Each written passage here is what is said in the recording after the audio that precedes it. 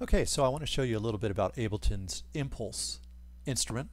So what I'm going to go ahead and do is I'm going to drag the Impulse in to a MIDI track. You could also drop it in where it says drop files. And in this case I'm going to grab one of Ableton's presets, and we'll just grab Studio Multi-Rail, pop that in there.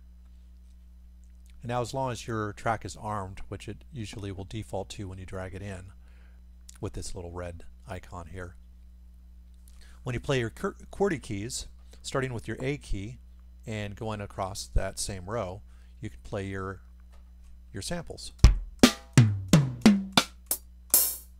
Just like so. If you've got a controller keyboard, you're going to want to use your middle C and use the white notes above that. So these are your presets here, and these are all manipulatable. In other words, you can replace any of these samples. So let's say you wanted to replace a kick drum here. You would just simply go to your browser and find the sample you want. In this case, I know that the kick that I want to use is right here. Now if you want to audition your samples, you're just going to want to turn this icon on and then set your volume level over here where you see your little headphone thing. For example, I can hear all these different samples, like so. So when you find the sample you want, you just simply drag it into the cell that you'd like, and then when you play that sound,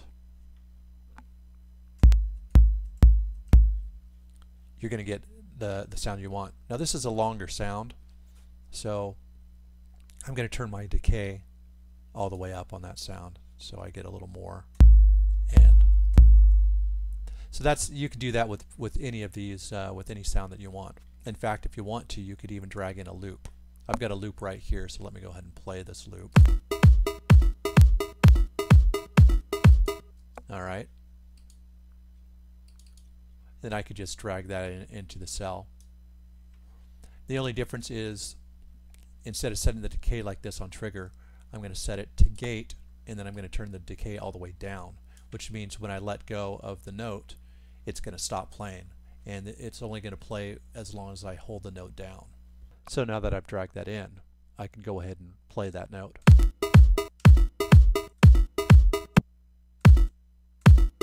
Just like so.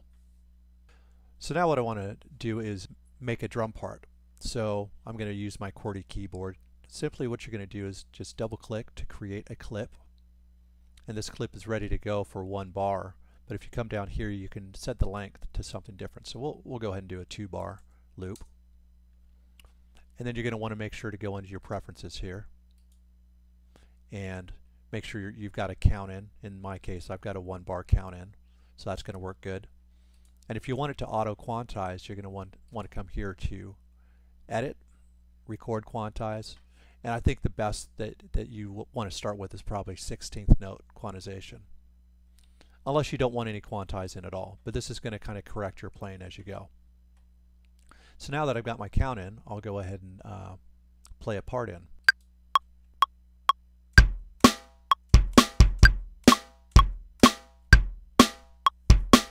And then I could add notes on every pass. So now I can add cymbals if I want.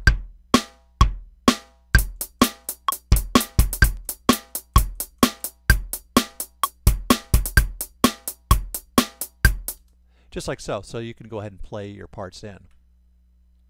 Now if you want to draw your parts in, that's completely okay as well. I'll go ahead and show you kind of how to draw your parts in. You just simply grab your pencil tool, and then you could actually place the notes wherever you'd like it. Now these lines are to the resolution that you choose over here. So you could actually right click and change the resolution to whatever you like, 36 notes or what have you. In this case, I'm just going to stick to 16th notes. So I can go ahead and play this and add and subtract different parts.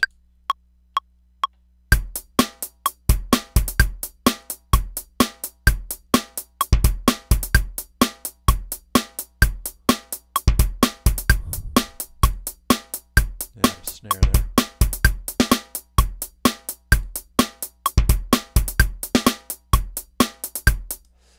And then you could edit the volume.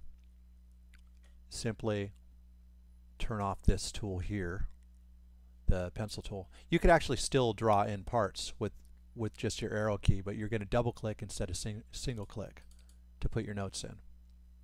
Now when it comes to your volume, you could simply just select your note and then drag up and down. For example, I've got two different things on the same line right here. So by selecting which one that I want, I'm only going to affect the volume of that particular part. So I could actually go into each of these and change the velocity of each of the parts. If you want to move notes, you could simply click on it and drag it over left, right, up and down, whatever you'd like to do. You could also use your left and right arrow key to do the same thing. If you want to move multiple notes, you can highlight them all and move them just the same. Very simple to make drums here in the Impulse. So let me show you some of the functions of Impulse here. We'll go ahead and use the snare as an example. So I've got my snare here. Now the start is just going to set where it starts in the sample. So in other words, it either starts from all the way in the beginning or it starts moving into the sample. So as I move the start point up, we're just kind of getting the tail end of the sound. As it goes back, we get the beginning of the sample where the transient is. Transpose, pretty self-explanatory. Velocity is going to control, it's going to change things depending on how hard you hit certain notes. It'll change the sound. So for example, transposing, the velocity can change that, or you can set random. So if I set, every time I play it, it plays a different tone. But if you set it more subtle, it can create a more realistic sound. You can set the same thing with your stretch, and your stretch basically is just a time stretch. So you've got your regular snare, and then you can stretch it like so, which is very cool. Saturation is just going to add some dirt, like so. Filter is great. Let's go ahead and try the high pass filter. And you've got a low pass filter, you've got band pass, and a notch filter as well. So here we go. Filter and resonance. So you can really create some interesting sounds out of some basic drum kit sounds. Filter is very cool. And now we're on the decay. Basically, when you've got it on trigger, your decay is you're going to hit the note and then it's going to play for a certain amount of time and it's going to decay over time. If you got a loop or something like that, or a longer sample, then your best bet is to choose the gate. And I believe it's probably best to set your decay all the way down so when you let go, it stops immediately. Obviously panning, and then you can have velocity controlled or random control panning. This is your main volume, and over here you've got time. So the time stretch I showed you over here, this will do it to all the samples at the same time.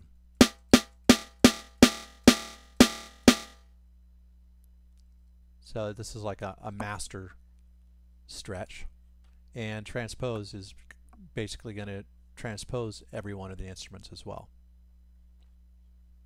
So those are your basic features of the Impulse.